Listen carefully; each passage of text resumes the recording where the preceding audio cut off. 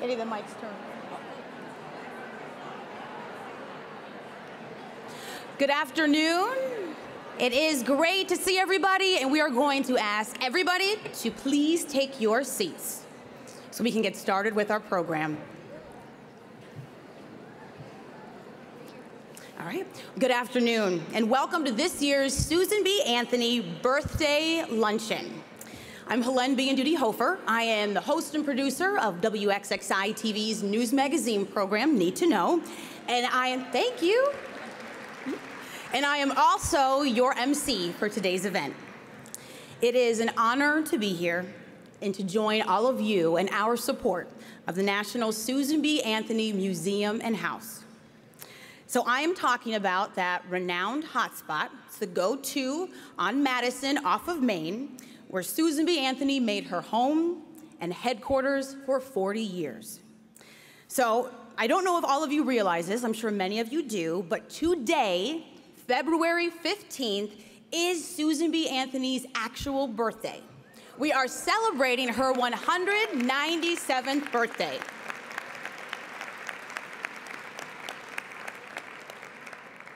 Also, this year marks the 13th anniversary of New York's official Susan B. Anthony Day commemorative holiday.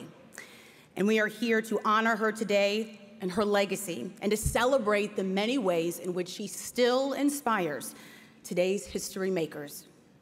We are also here to celebrate the women's suffrage centennial in New York State.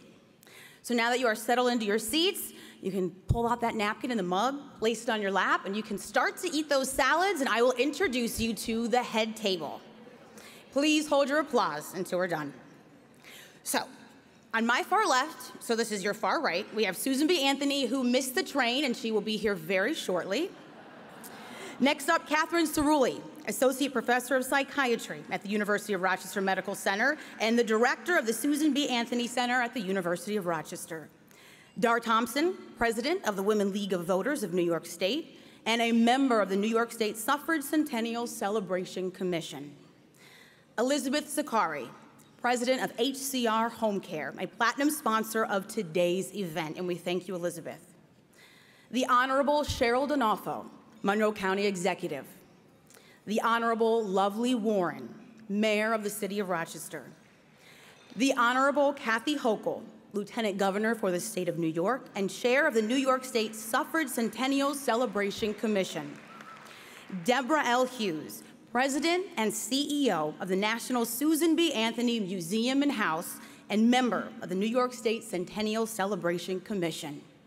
And to my right, we have our guest of honor, Ann Dexter Gordon, the leading scholar on Susan B. Anthony. And Dr. Gordon, we are so pleased to have you in Rochester, and welcome to this birthday luncheon.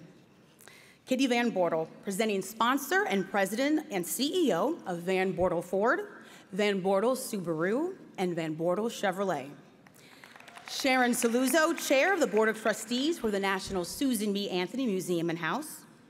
Lynette Adams, anchor for News 10 NBC, and Lynette will be introducing our keynote speaker.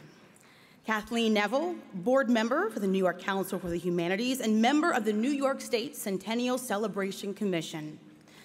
Nanette Noken, senior financial advisor, Noken & Associates, also a platinum sponsor of today's event and this year's Athena Award winner.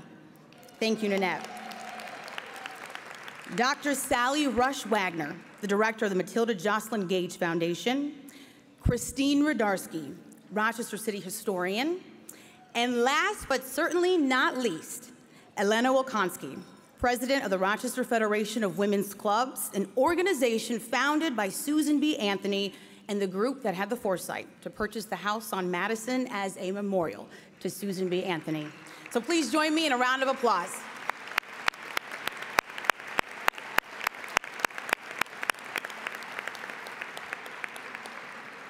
And it is my pleasure to invite Monroe County Executive, the Honorable Cheryl Donofo, to the podium.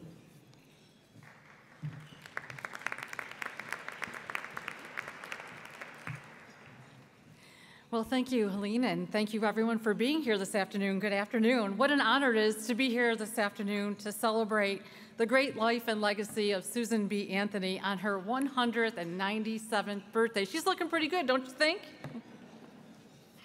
I want to say a special welcome to my friends who are here today. A special welcome to Lieutenant Governor Kathy Hochul for joining us here from the state of New York. She's a tremendous government partner, and I'm so thrilled that she's here to join us, a great friend to all of us, not only in Monroe County, but also in the state of New York. Will you join me in thanking Kathy Hochul, Lieutenant Governor, for being here today? I also want to say a warm welcome and thank you to our Mayor, Lovely Warren. I've got to tell you that Lovely Warren and I share a great relationship and a great working relationship, always putting the interests of the people here in the city of Rochester and the county of Monroe first. And I want to thank the Mayor for joining us and for being a strong government partner. Thank you, Mayor. I'm so proud to come from this community, a community that's home to the National Susan B. Anthony Museum and House, a place that is so much more than just a historic landmark. The Susan B. Anthony House is an integral part of our community. It's the part of our community's fabric, and it's a national symbol, as you all know, for women's rights. Our community's tremendous pride in Susan B. Anthony's courage and accomplishments inspires each and every one of us every day, motivating us to work harder and to strive for greatness. We recently saw this on Election Day. Wasn't that tremendous? All the people who came out to honor Susan B. Anthony, to visit her gravesite, to say thank you, to pay respect.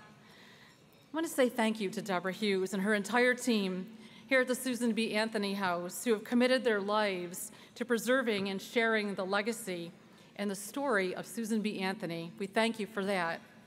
And in the spirit of preserving and sharing Susan B. Anthony's legacy, I'm so proud to welcome our guest speaker, Dr. Ann Gordon, here today. Will you join me in saying thank you to Dr. Gordon for being here?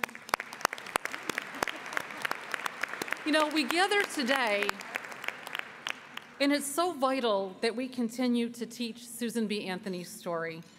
It's a story that proves that nothing is impossible. We just have to fight for what is right, believe in what is just. Monroe County continues to be the home of women who dare to make a difference. Look around this room, from CEOs to educators, to elected officials like Mayor Lovely Warren, to our religious leaders, from mothers to officers on the beat. We are a community that does not lack in strong women. 2017 marks the 100th anniversary of voting rights for women in New York State. And boy, have women come a long way in these last 100 years. But you know what? Our work is not done. We must continue to look to Susan B. Anthony's example and realize that we are role models for generations of women who follow us. While we may not be able to speak face-to-face with Susan B. Anthony, her words continue to speak to us today, encouraging our young women that their path is not already written in stone. The next generation can accomplish anything that they want as long as they continue to reject the status quo. That they too can change the future, just like Susan B. Anthony. And I got to tell you on a personal note, I want to reflect for a minute on what it means to be a strong woman and how we get to be strong women. You know, when I was growing up, my mom used to say to me all the time, "Cheryl, you can do it. I know you can do it." She would say, "Nothing's impossible. Go forward." Well, you know what? I was lucky enough to have a mom like that, and I raised my kids the same way, my boys too, to respect women. But for my daughter, who's 20, she has something at college that I'm so proud that she uses every day. I got her a mug from Luncheon many years ago, the Susan B. Anthony Failure is Impossible mug. She brings it to school every day. She has her coffee every morning from that. I share that story with you because I say thanks to my mom for what she did in raising me, and I'm grateful for my strong daughter and my strong boys who respect women. But I got to tell you, today is more than just a luncheon and more than just a celebration of Susan B. Anthony's birthday. To me, it's a call to action, right? We're here for a purpose. We're here to honor Susan B. Anthony, but we have a call to action too. When you leave here today, talk to your daughters, talk to your female colleagues, talk to everyone about how important it is to support women and to let all women know that failure is not impossible and everything is possible. The sky is the limit. Happy birthday, Susan B. Anthony. Thank you to all of you for joining us here today. Enjoy the lunch.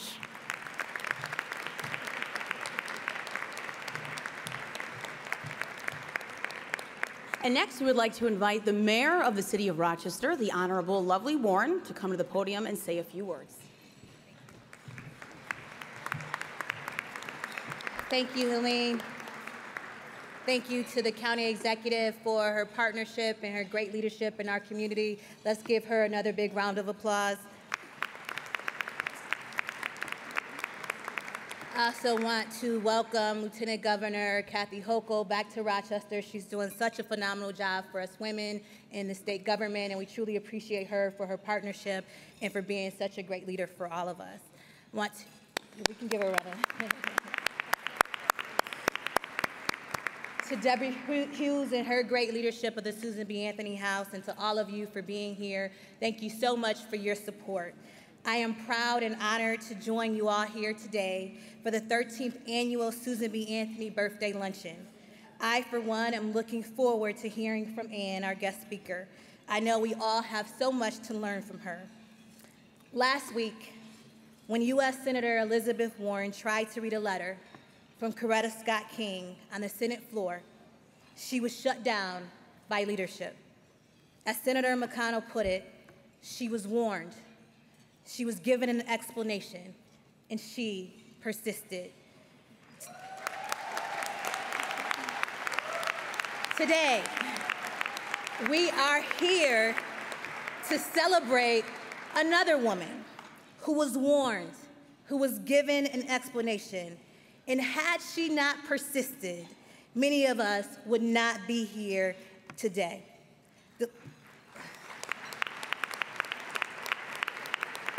The lessons that Susan B. Anthony taught us are still very relevant in this day and age.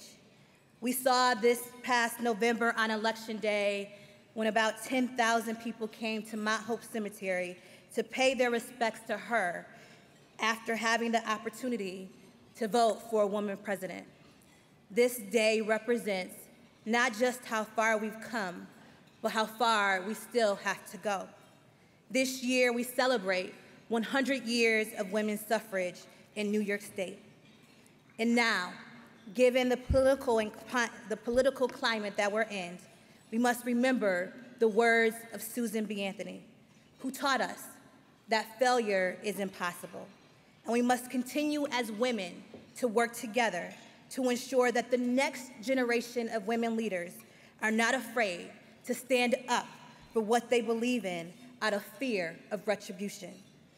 We owe it to our daughters, we owe it to them to speak louder when we are told to be silent, to push forward when people try to push us back, to advance in our persistence for equality under the law. Thank you all for being here.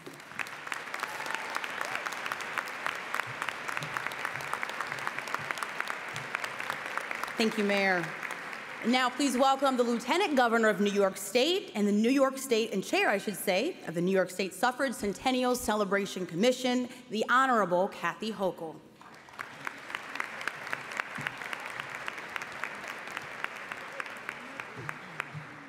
Good afternoon, Rochester. Happy to be here. Happy to be here. What an incredible celebration of a woman's story, a woman's life, but also a celebration of all of us and how we have accepted this mantle of leadership that was bestowed on us over a century ago.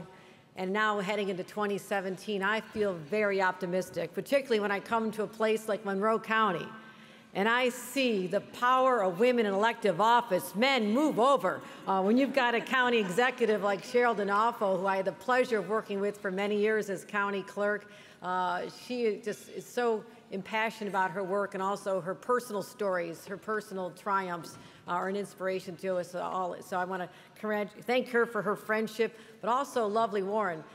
You've just done a phenomenal job, particularly working with our governor as we're transforming cities in upstate New York like Rochester. And I don't think I've ever shown up in this city without a giant pair of scissors standing next to the two of you to commemorate some opening. So I feel the energy here, and I'm going to give it the credit to the women leadership that the enlightened voters of this community have entrusted your faith in. And Deborah, I also want to thank you for all the incredible work for the people at the Susan B. Anthony Home and for accepting the responsibility of serving on the statewide Commission on Women's Suffrage Centennial. It's an important opportunity to look backwards, but as I always say, I don't just look backwards. I want to pose the question here as we commence this 3-year celebration of women's right to vote, first here in the state of New York, 3 years later, the rest of the nation. We look back and think about what was accomplished 100 years ago. When people in the year 2117 look back at us, what will our legacy be? What will we be known for? What will they be celebrating at lunches like this, if they're still eating lunches? I don't know. That's what troubles me. That's what I want to know. This is why I feel a sense of urgency heading into this commemoration, because I want to make sure that we are worthy, that we have something to tell our daughters, our granddaughters, and the great-granddaughters who are going to look back at this era. And I know that serving with a governor who truly believes in the empowerment of women, working as his partner, how we are going to continue to take the state of New York to even greater places, because we are the state that is the birthplace of women's rights. That is our heritage. We celebrate it right here in upstate New York. And we talk about the simple act of voting, something that was denied Susan B. Anthony. Indeed, she was arrested. What an incredible story of grit and determination. And yet today, a state like New York, you think, wow, that's part of who we are. That's in our DNA. We must have some of the highest percentages of voters in the nation, right? We are near rock bottom, ladies and gentlemen, in voter participation. We continue to decline. We're number 47 in the nation in terms of voter participation. Didn't mean to bring you down today, but that's something we need our legislators to go after with our governor. He has proposed early voting, absentee voting without excuses, same-day voting, whatever it takes to get people out there to honor the legacy of Susan B. Anthony right in her home state. Can we do that together? I believe we can. I believe we can do that. Let's do that in her name. And so, I will leave you with one thought. When I think back of the ups and downs of 2016, fascinating year politically. Don't want to do it again, though. don't want to do that again. I am still inspired, as we're asked to do today, reflect on how Susan B. Anthony inspired us. I still have in my mind's eye the all-day-long media reports focused on her gravesite when people, literally thousands and upwards of 10, 15,000 people came to pay homage to someone who to some before that day was just a historical figure they learned about in school. She came alive that day when people all across our country and the world were tuning in to see the results of an election. They saw Rochester, New York on the map as a place that cherishes this woman and celebrates her even in death. And all the people who placed that gift from the heart on her tombstone that says, "I voted because of her."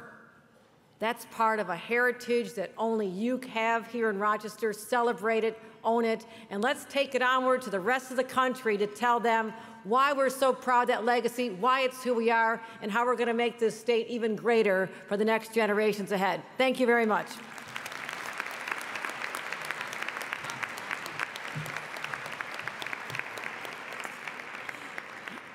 And now please join me in welcoming the chair of the National Susan B. Anthony Museum and House Board of Trustees, Sharon Saluzzo.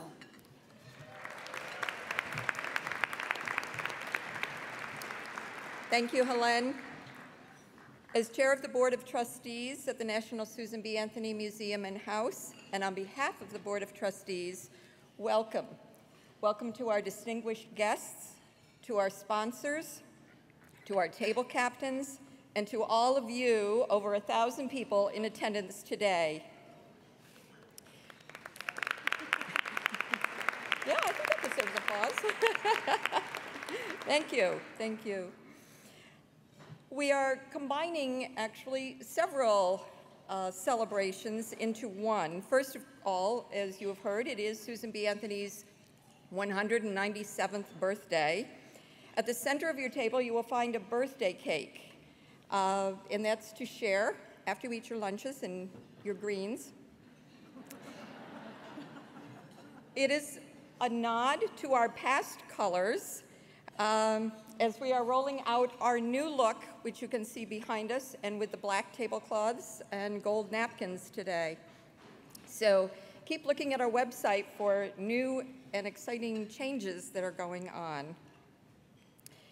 We have also begun to celebrate across the state to commemorate the centennial anniversary of New York State granting suffrage to women in 1917. We are honored to have members of the New York State Suffrage Centennial Commission here with us. The Anthony Museum is delighted to be participating and collaborating locally with the Rochester Area Suffrage Centennial Alliance and the Susan B. Anthony Center and the AAUW.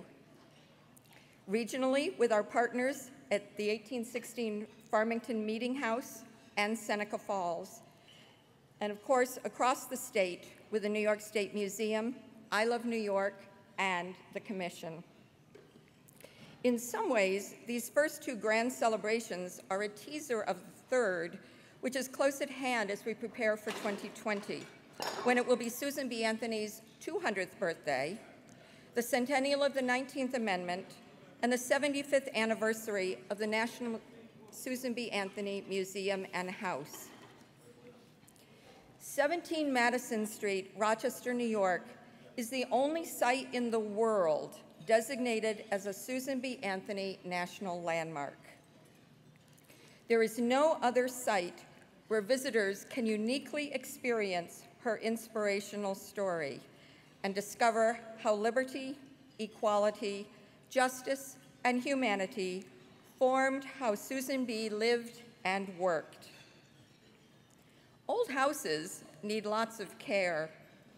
The board and the staff recognize that in order to ensure that the house is preserved for future generations, we need to maintain a viable operating fund and create a larger permanent fund.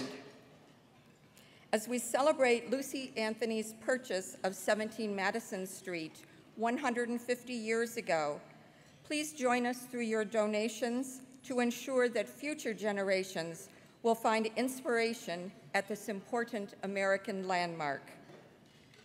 With your support, we can inspire people around the world as they seek equality in all its forms. We already inspire our visitors who come to the Susan B. Anthony House. Be it the 8th grade immigrant who came with her local school class. In the group session at the end of the tour, each student reflects on how Miss Anthony saw a wrong and worked to change it. Each student can then share what they are inspired to do. This young immigrant said she hopes to return to her birth country someday to ensure that all girls learn to read and write and receive an education. With failure as is impossible as her motto, she will make a difference. Or be it the woman who attended our Inspiration Express program for women who are working to transition to a better life. This particular woman was so empowered by Miss Anthony's story that she figured out how to graduate from college. But she wasn't done yet. On the day she received her master's degree, she brought her family to the Susan B. Anthony House so they too could experience the inspiration of Susan B. Anthony. Yes, our visitors inspire us with their own powerful stories. The Democrat and Chronicle editorial on Susan B. Anthony's 83rd birthday stated, Susan B. Anthony is still of the present with all its intensity and activity. And thousands of friends are today, with their congratulations, sending sincere and cordial wishes that she may long remain to stimulate the life and thoughts of this generation as she did the thought and life of its immediate predecessors. Thank you for your support today by attending Miss Anthony's birthday luncheon. We look forward to your continuing support throughout the year. Come over to the house and bring some friends. Join us in our centennial celebrations. And please share with us how Susan B. Anthony inspires you. Thank you.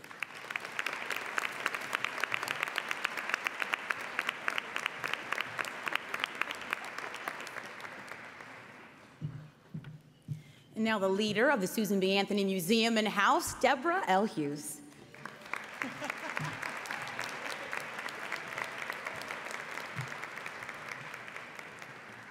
Thank you, Helene. Well, about 10 years ago, Sally Rush Wagner and I were sitting around saying, how are we going to get anybody interested in celebrating these suffrage centennials? And we formed some committees, and we've outlasted many of them, Sally. And then working with Kate Cerulli here in Rochester, we've also been organizing. Because we were trying to think, how do we engage people in this powerful history that we believe in? And then this happened. Kevin?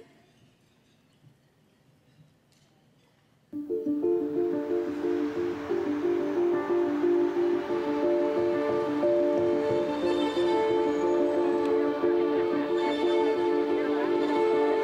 it didn't happen yet. But it's going to happen.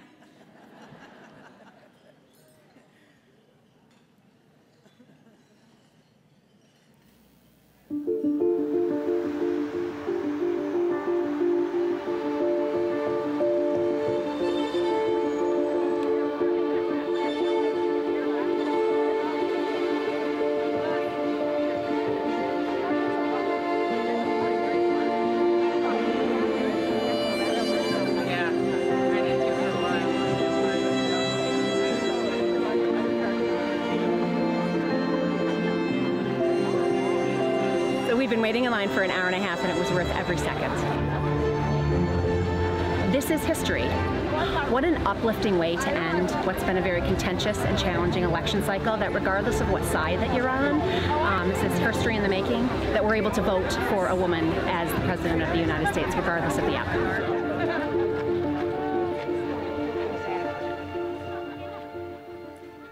It's part of a 5-minute clip that the City of Rochester did. Thank you, Mayor.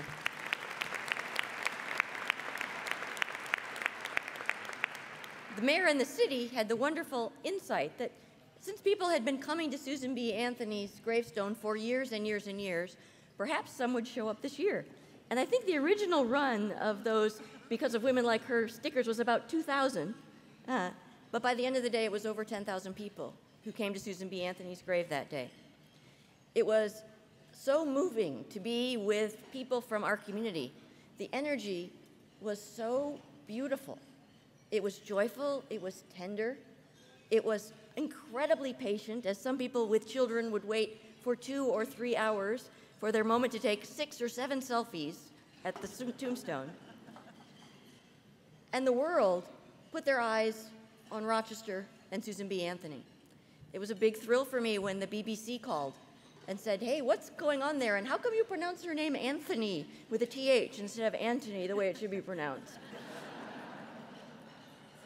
When John Kutchko did 14 hours of Facebook Live, he had over 23 million viewers, and even Barbara Streisand was tuned into Susan B. Anthony that day. At the Susan B. Anthony Museum and House, we have to walk a very careful line because we are a nonpartisan institution. Fortunately, Susan B. Anthony liked to be nonpartisan as well because she felt if you aligned yourself with any political party, you would be beholden to all of the issues. And she felt we should keep a clear mind and head so that we could approach every issue from what would be best for society as a whole. And as a museum, we walk a line of not being a partisan group, but celebrating the life of one of the most politically active creatures that's ever walked on the earth. And so everyone made assumptions in election year of 2016 about the museum. So we got condolence letters the day after the election.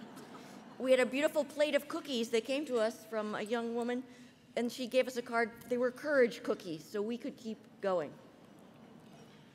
I will never forget, we met at the gravesite the day after Election Day at 8 o'clock because we had said all along, no matter how this turns out, we'll see you at the gravesite the day after. Because Susan B. Anthony always said, when I'm gone, if there's a funeral, pass by and get on with the work. So there we were at 8 o'clock in the morning. The floodlights were still on at the cemetery, thanks to the city who had ferried people in golf carts and provided lights for those who stood in the rain at 8 and 9 and 10 o'clock at night. But there were only about 5 or 6 people early on. And as I was sitting there looking at Susan B. Anthony's grave and the incredible tribute that was in front of it, not just the thousands of stickers that were attached to ribbons, the bound leather copy of the U.S. Constitution that sat right in front of her grave. Actually, what struck me was the tombstone that's just a few feet away. There's a great big granite pillar, and it's the granite pillar that represents the whole Anthony family. And one of the questions that we have to struggle with all the time is when people say, well, who was Susan B. Anthony? Can you just tell me in a sentence or two? And we can't. We can't tell you about Susan B. Anthony in a sentence or two, or a 45-minute tour, or after 5 years of being a volunteer, or even after perhaps a lifetime of study. But if we look at that granite tombstone in the Anthony plot, around each of the 4 edges of the stone at the top, at the Capitol, are 4 values that spoke to Susan B. Anthony's family and to her. And we put them up here for you today. Liberty, equality, justice, and humanity. And it dawned on me that morning as I stood there that this is what the woman is all about. And this is why she captures the hearts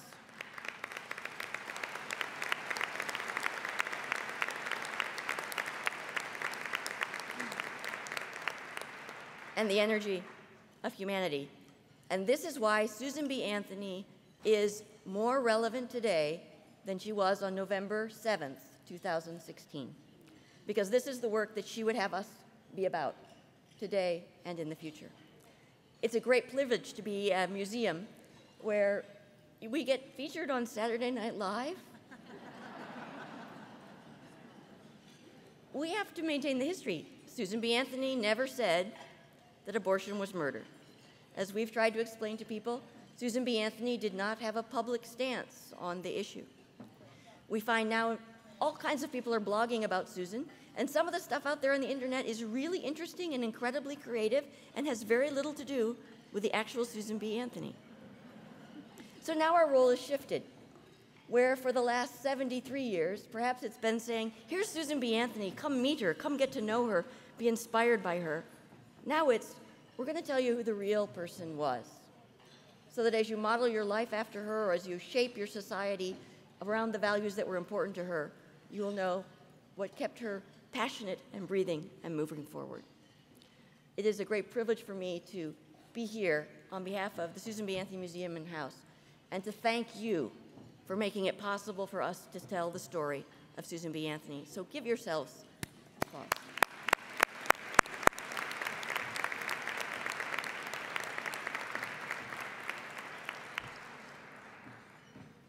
Now, knowing that we had a lot of women who were going to speak today, I'm going to move right into talking about Kitty Van Bortel, our presenting sponsor. Kitty, we've been dating for 10 years, you and I. You were our presenting sponsor before I came on board as the president and CEO of the Susan B. Anthony Museum and House. At that point, our operating budget was $450,000, but our revenue was $180,000. It's thanks to visionaries like Kitty, who has sustained us through this luncheon and through fundraising and other efforts, that we are now a museum that is strong and healthy, although we have opportunities We have 2,400 volunteer shifts that we have to cover every year to be able to welcome 10,000 people to the museum and tell them Susan B. Anthony's story. Several years ago, you might be a volunteer and come for a 3-hour shift, and you might not get to do a tour. Now if you come, we'll wear you out. 3 tours, back to back, boom, boom, boom. But you'll meet people from 20 or more countries around the world, people who have inspiring stories, people who will get goosebumps and tear up. And Kitty, it's because of your commitment and because you persisted that we're here. So I want to give you a token as you come forward, which is just a token, which is one of our new Susan B. Anthony shawls. Oh, my. Thank you. Thank you. Thank you. And it says, you can stay here next. It says, Susan B. inspires me, which you might have gathered is a theme we're catching on with now. One of the things we know as we celebrate suffrage is that just about every organization that celebrates women's suffrage goes with that purple and yellow and gold. And we don't want to be confused with all the other Susan B. Anthonys and all the other suffragists. Susan B. Anthony branded herself. She had her alligator purse, and she had her red shawl.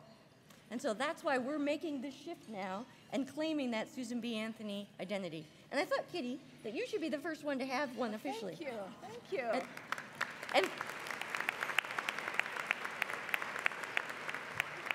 And I don't think you'll mind if I say, for anyone who makes a gift of $100 today, you can pick up a Susan B. Anthony scarf on your way out, going home from the door.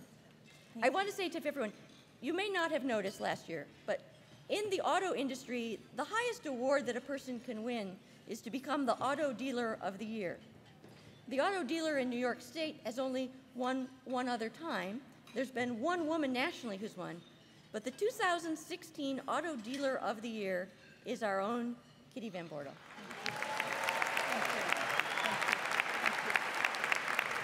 Thank you. Deborah, before I start this speech, you're going to have to channel Susan B. somehow and let her know that today I'm going to be just a little bipartisan. There isn't going to be much bipartisanship here.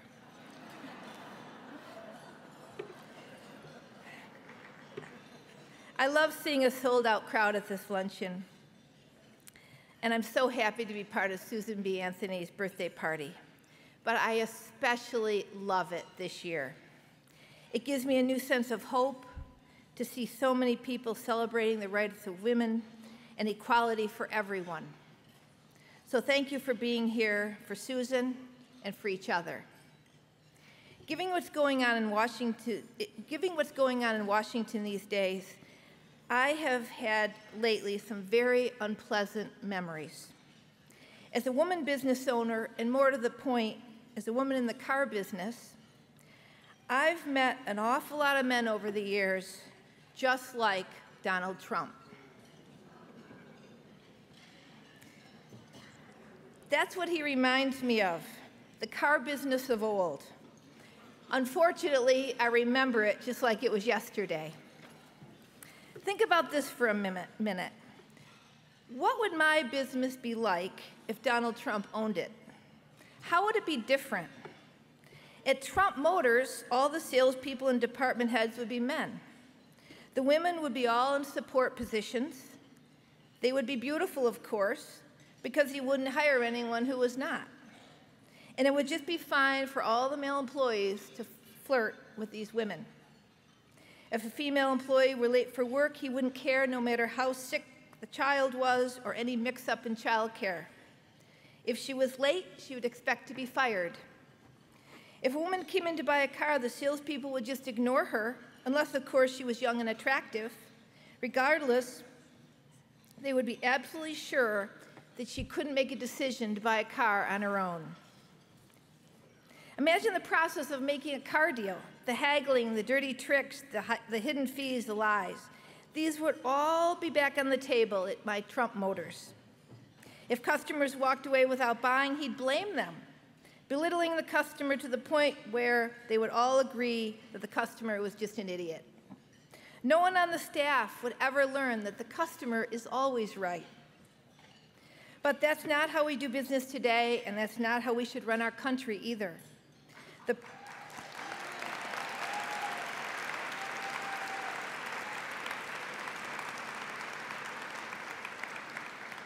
president isn't listening to women right now. That's why we have to listen to each other and respect each other. We have come too far. We cannot afford to take any steps backward.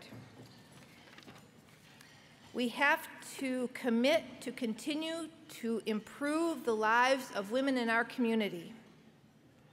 That's what Susan did, and that's why we are remembering her here a century later. Susan said that everyone had a seat at the table. And right here in this room, we have 1,000 people and 1,000 seats. Our voices are loud, our message is clear, and as Susan said, I declare to you that woman must stand upon the protection of man, must not depend on the protection of man, but must be taught to protect herself. And there I take my stand. Thank you very much.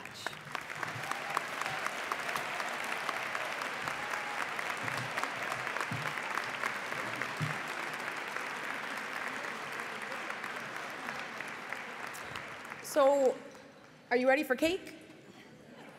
On that note, there's cake in the center of every single table. Slice it up, pass it around. There's also chocolate from Hedonist Chocolates, and be sure to take a look at that as well. And we're going to continue with our program. So I will have Lynette Adams of 10 NBC introduce our guest speaker. Channel 10 is another important media sponsor of today's luncheon. Lynette.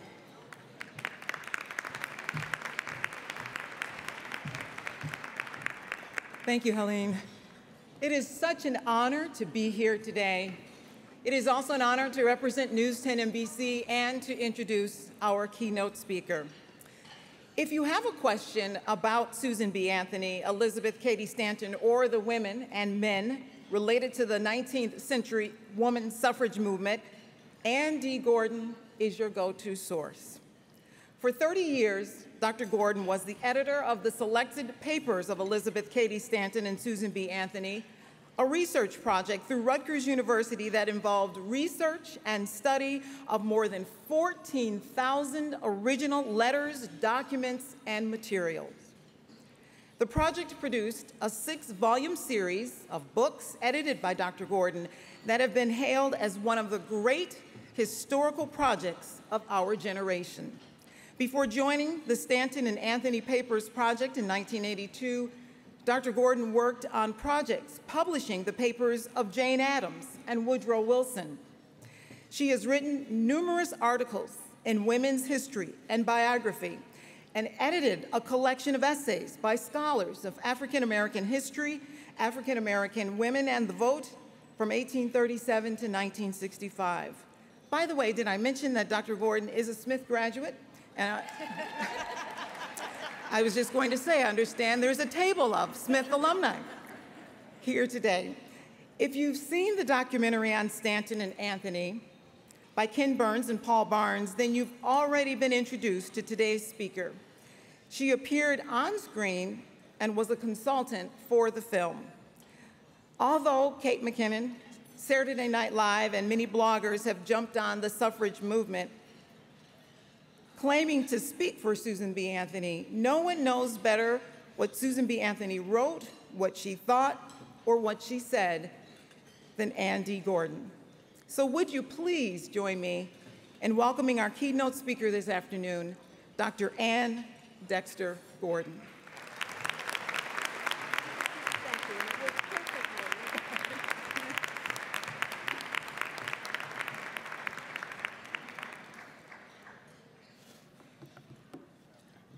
Thank you very much. And historians don't usually have this big of an audience, so, I'm trying to stay calm. But it's pretty wonderful. Come to Rochester to get an audience. Start with the obvious that Susan B. does inspire me, and she inspires me if they'll only give me my picture.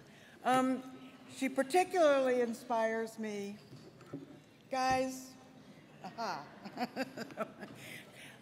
She particularly inspires me in this image with her attitude. We all need the umbrella to lean on. This was published in 1873, just before her federal trial for the crime of voting. The artist titled it "The Woman Who Dares."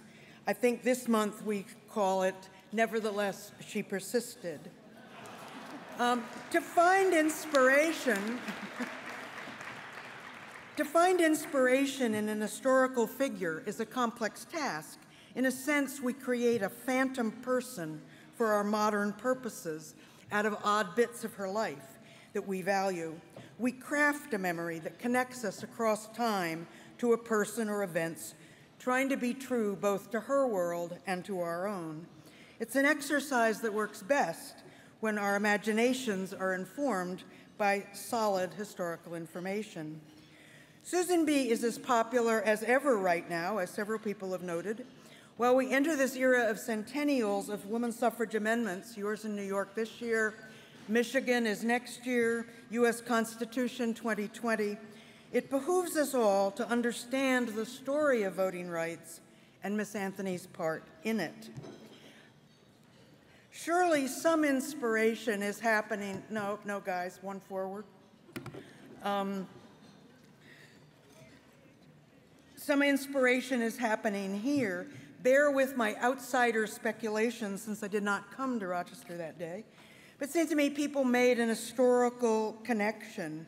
You, if I may, understood that the act of voting has a history, that women's right to vote has a separate history, and that Susan B. Anthony had a lot to do with our political participation that day. I was surprised by one assumption some journalists made, that this outpouring of gratitude for voting rights was coextensive with Clinton voters. I know that assertion is bad history, and I suspect it was bad journalism. The fact is, a woman voting for Trump had equal reason to be grateful for the work of Susan B. Anthony. Advocates of women's suffrage often disagreed about whether women needed the ballot as a tool to achieve some social or religious purpose, temperance being the most famous one, or whether they deserved it as a human right. And we know that we know where Susan stood on that question. Someone asked her in 1895 how she would justify votes for religious women when they were likely to impose their faith. She replied that she worked for the vote only on the ground of justice. Susan's a big underliner. Justice has to be underlined there. And to make herself perfectly clear, she continued, if I knew that a vast majority of the women of the country would vote Presbyterianism into vogue and shut all liberal mouths, I still would maintain that all women should be enfranchised. And she goes on in that letter to tell us what to do if those Presbyterians impose their religious values. You know, you never know what the threats are. We should, she wrote, quote, set about educating the rank and file of the women who carried the election in the direction which we considered wrong. Susan B. was first of all an organizer. I did wonder as I watched that day if in this large symbolic action, maybe the history of how women won the right to vote got a little out of alignment. How important could one person be to the monumental change of granting women's suffrage? And then something happened that day. Women across the United States began to rediscover the political movement that brought us through the wilderness, as Susan would say, to the right to vote. It was as if Susan went on the road again that day, spreading ideas, looking for local talent, and inspiring people into action. On Election Day, honoring your own local woman suffragist became a thing. So far as I can track it, the practice leapt from Rochester to Detroit. There, Amy Bragg already embarked on a local history crusade, and she has a blog about that, recognized that she had the graves of suffragists near at hand. And because of Mount Hope Cemetery and the example set here, she knew what to do. And in this picture, I'm sorry, this is Amy Bragg's picture of her, whoops, it's gone again, of the grave. She found that she had near at hand the grave of Clara Arthur, in Detroit, and Clara is credited with being the commanding officer during the successful 1918 victory in Michigan. Not only did Amy Bragg pay homage at home, but she took the idea nationally. She recognized that the historical connections to our voting rights are woven into towns and cities across the land. And what do you do in this modern era when you gain that perception? You launch a Twitter campaign. And she set up this Visit a Suffragist, and if you haven't ever looked, it's still up on Twitter. I went the other day just to double check. And all the results are still there. You can scroll through them. I think Miss Anthony would have loved Twitter, and she'd be very proud of this campaign. One of the graves that came in to the Twitter page is that of Elizabeth Piper Ensley in Denver. There's a lot of noise behind me. It gets a little confusing here.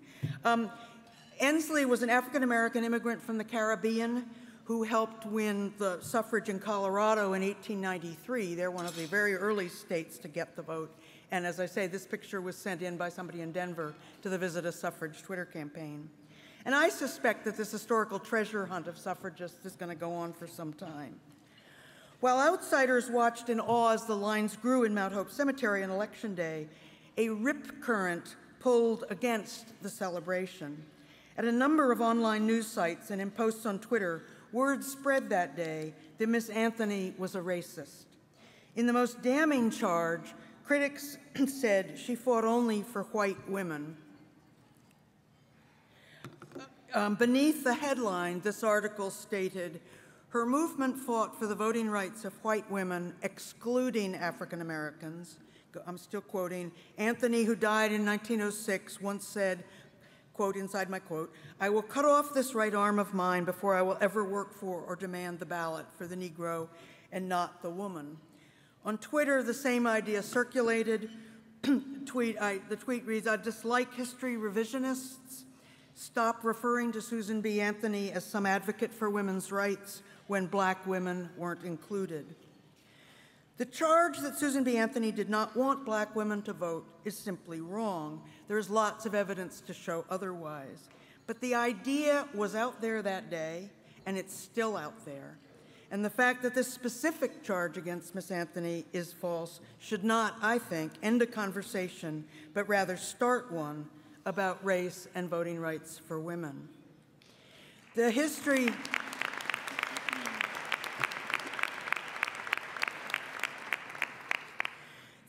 of collisions between racism on the one hand and the women's suffrage movement on the other hand is long and painful. And wishing it away will not suffice, but neither will exaggeration get us anywhere.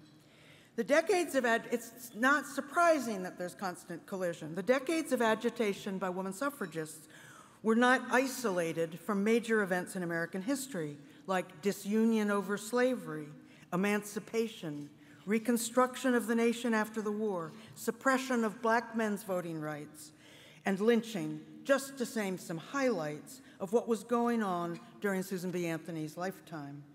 In the public arena where laws were written and amendments drafted, national politics were shaped by racial conflict for a century at least.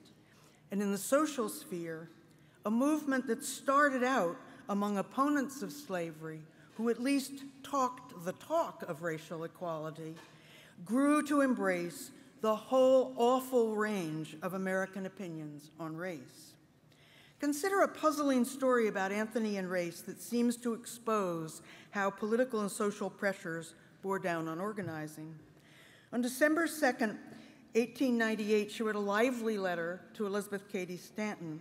It's one of an exchange of several in which Anthony is begging Stanton to stop doing this woman's Bible stuff and get down to the real things that matter in the modern day. This is an amazing copy of the Woman's Bible I found. It's Susan's gift to the Gannets, who were the Unitarian ministers here in Rochester. And then somebody also put a coffee cup down on top of it.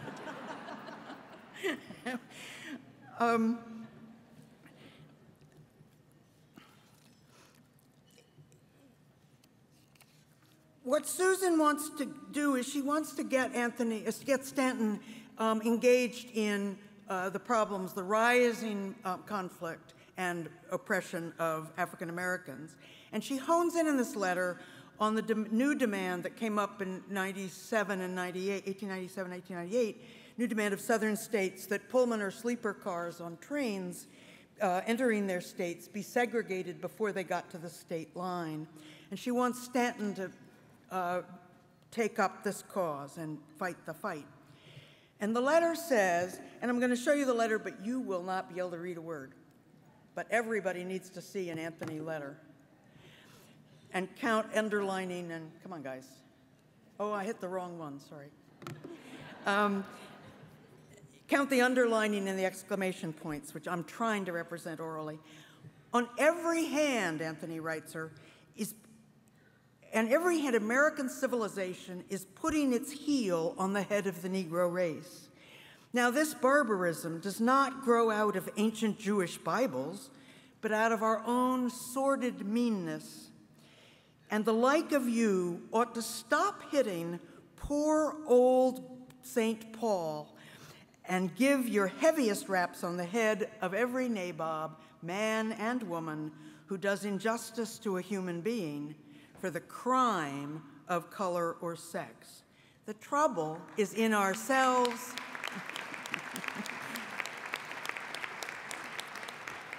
The trouble is in ourselves today, lots of underlining, not in men or books of thousands of years ago. So we know we think what we know what she thinks. That's what I'm trying to do there. Sorry. Less than a year later, however, Anthony presided over a national meeting of suffragists in Grand Rapids, Michigan. There, Mrs. Lottie Jackson, an African-American artist, activist, and delegate there from the Bay City Suffrage Society, introduced a resolution to the meeting about segregation on trains that kept black women out of the so-called ladies' cars. The resolution read, "Resolved that colored women ought not to be compelled to ride in smoking cars and that suitable accommodations should be provided for them." Jackson's resolution was never voted on, it was tabled. The evidence is not entirely clear as to what happened or as to what part Susan played, except that we can tell she didn't stand up for Jackson. Newspapers assigned a major role to Laura Clay, a white supremacist from Kentucky who was a very skillful debater and very often got her way in suffrage meetings. Clay pronounced the resolution, quote, an insult to Southern white women, and, quote, an injudicious introduction of the race question into the Woman Suffrage Convention. One newspaper, but only one, reported that in response, Anthony swayed the delegates to table the resolution in order to avoid a showdown. So it appears at best in this scene that Miss Anthony would not risk a flat-out public collision between Mrs. Jackson and her allies and Miss Clay and hers, or risk the damage that clash would do to the National Suffrage Association. To be a force in national politics in a country that was, in her words, putting its heel on the head of the Negro race, she played along to get along. And that was a costly tactic, both for the black women enduring discrimination and for the white women who got away with it. She also implicated herself in that dark side of American history. That incident at Grand Rapids left unpleasantness that still lingers. Lottie Jackson went on to tell her story at the next convention of the National Association of Colored Women, and those delegates voted first to support her protests about the trains, and then to praise her for going head-to-head with white suffragists. When she was not faced with tactical crises within the suffrage movement, Susan B. usually acted on her own convictions, I think, about human equality, often quite openly. Traveling in the South, she would accept the hospitality of her white hostesses and speak to their segregated clubs and charities, and yet in the same cities, she almost always also visited and spoke to clubs and churches of African Americans. In 1895 at Memphis, she gave talks to two of the black community's big institutions, to its Women's Club and to the Tabernacle Missionary Baptist Church. And then she would walk back uptown to her white hostess's house. How this was understood at the time, I can't imagine. On the same trip at Atlanta, she left her segregated hotel to address the black students at Atlanta University. Here are some from the time period. Then returned to her segregated hotel and, I quote her diary, dressed in velvet and was whirled to Colored Bethel Church, where she spoke again. I think it's important not just that she breaks ranks with the segregated South to act on her own values, but also what does it tell us that the African Americans invited her and welcomed her? At New Orleans on a trip in 1903, she skipped sessions of a national suffrage convention to meet elsewhere with black women at their Phyllis Wheatley Club. It's rare that we can hear in the sources the voice of the black women in these encounters, but on this occasion, someone reported the greeting given by club president Sylvania Williams. Mrs. Williams said, "When women like you, Miss Anthony, come to see us and speak to us, it helps us to believe in the fatherhood of God and the brotherhood of man, and at least for the time being, in the sympathy of woman." I like Sylvania Williams. But it looks to me from this distance that here were two women trying to reach across the segregation, neither able to solve it, but they could connect, as Sylvania says, at least for the time being. When it came to voting rights, Susan B. Anthony's intent after the Civil War was the very opposite of what the angry journalists and tweeters today claim. She objected to the idea that men had a superior claim to the right to vote. She was fighting for black women's rights. The argument took place first within the American Equal Rights Association, a post-war group made up almost entirely of anti-slavery activists. It began in hopeful days when an alliance of men and women, white and black, hoped to establish through the federal government universal suffrage or voting rights for all adult citizens. This is coming up as a petition. So that you could read some of it, I've cut off the signatures. This is the copy that Susan and Lucy Stone and Elizabeth Cady Stanton all signed. There's ample evidence that Anthony shared that mission of universal suffrage. Here I'm going to quote, she speaks to a Pennsylvania Anti-Slavery Society meeting in November 1866, right after the war ends, about an equal rights meeting she'd been to a few days earlier in Albany, as it turns out. We had such a meeting at Albany as we never had before, either as women's rights or as anti-slavery women, in point of enthusiasm and in every way. There was but one voice among us in regard to the question that now is the hour not only to demand suffrage for the Negro, but for every other human being in the Republic. The ideal reached beyond a few radicals in the Northeast. In December 1868, equal rights ally Congressman George Julian, proposed this language for the 15th Amendment. What we know is the 15th was not yet drafted. And I'm going to read most of that, but not all. The right of suffrage in the United States shall be based on citizenship and shall be regulated by Congress, and all citizens of the United States shall enjoy this right equally without any distinction or discrimination whatever founded on race, color, or sex. The confrontation over these dreams came when, in response to political failures in Congress, the women of the Alliance were told to stand down. Black men had a greater need for the ballot than any woman, was the argument. Here is what a stenographer in the room took down as Anthony's angry words in 1869 as she fought to preserve that alliance and keep alive the dream of a citizen's right to vote. It is not a question of precedence between women and black men. Neither has a claim to precedence upon an equal rights platform. But the business of this association is to demand for every man, black or white, and for every woman, black or white, that they shall be this instant enfranchised and admitted into the body politic with equal rights and privileges. Plenty of people disagreed with her at the time, most famously Frederick Douglass among them. This was a dreadful moment of political choices among what were essentially the good guys. This is also the most important history for understanding what Anthony was doing and dealing with. In the outcome, Congress wrote amendments that promised federal protection only for the voting rights of black men, while it also strengthened the power of states to decide who could vote. Women were its first victims, but Susan understood that to let one group deny a voice to another group was a very dangerous precedent to put into place. Listen to her in 1873 when she was resisting federal charges, back to her this self, that her vote had constituted a criminal act. She says, "It will not always be men combining to disfranchise all women. Indeed, establish this precedent, admit this right to deny suffrage to the states, and there is no power to foresee the confusion, discord, and disruption that awaits us.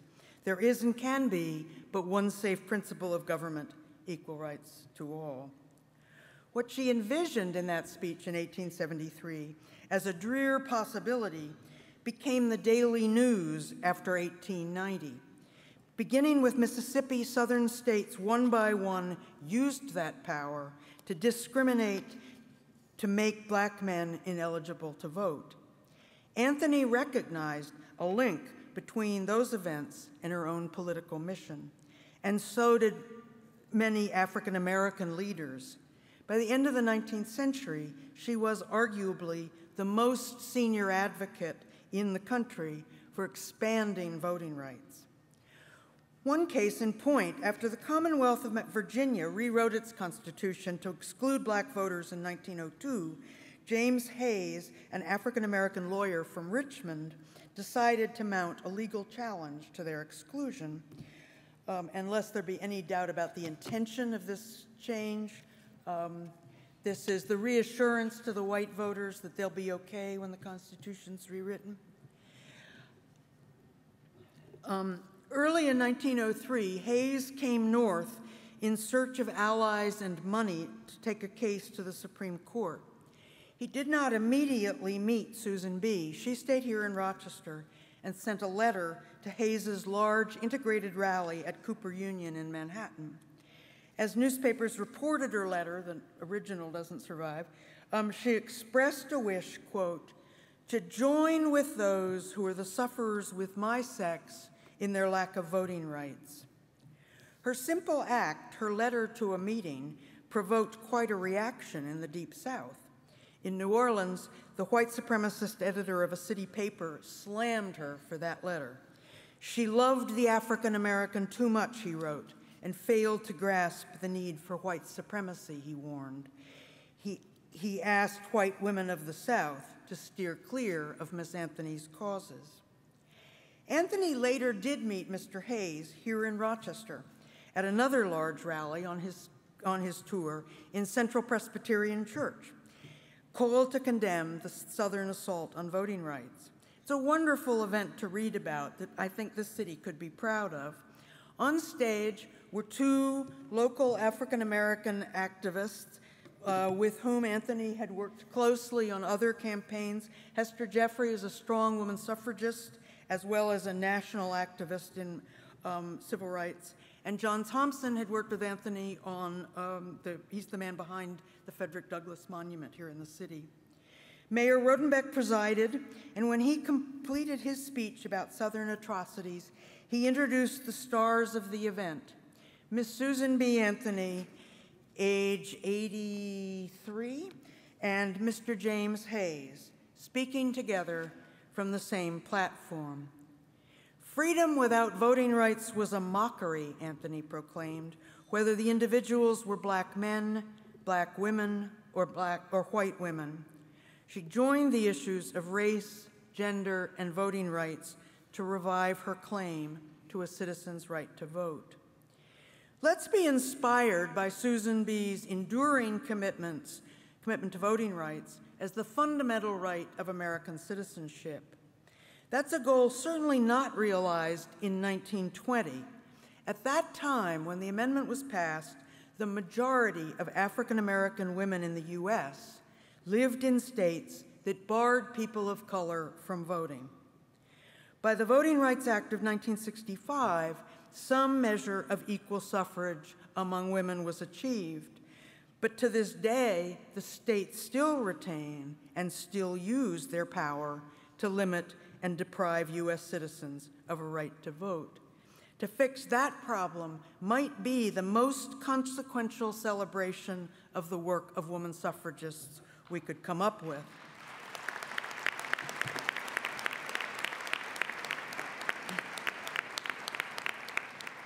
And let's be inspired, finally, by Susan B. Anthony's energy. This is how an artist portrayed her at age 85. May I be so lucky.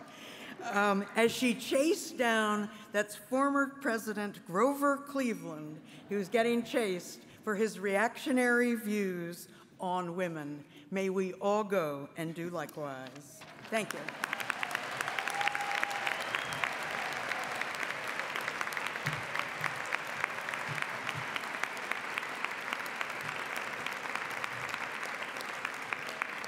Dr. Gordon, thank you for a timely message and inspiring words. It's an honor to have you here today. Thank you. And at this time, I'll welcome back Deborah Hughes to the podium.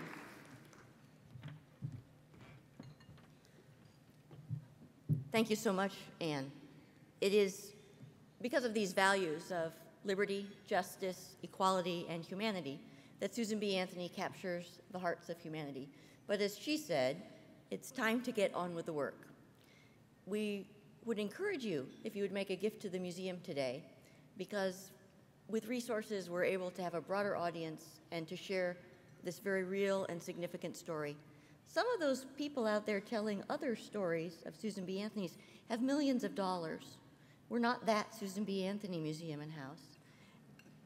But this is what we're about. Susan B. Anthony, liberty, justice, equality, and humanity. She calls us to go forth and do likewise. For all the work that she did, for which we can say, yes, she persisted, and yes, thank you, Susan B. Anthony, she would tell us there's much work to be done. Thank you so much for joining us today.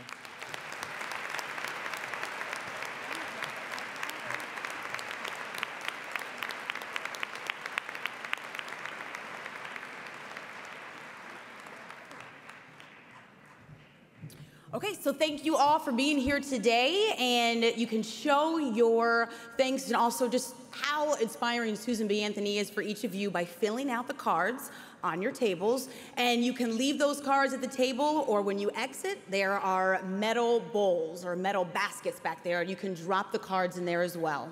And be sure to finish up the chocolates, the cake, and again, thank you so much for being here today to celebrate Susan B. Anthony's birthday. We appreciate it. Thank you.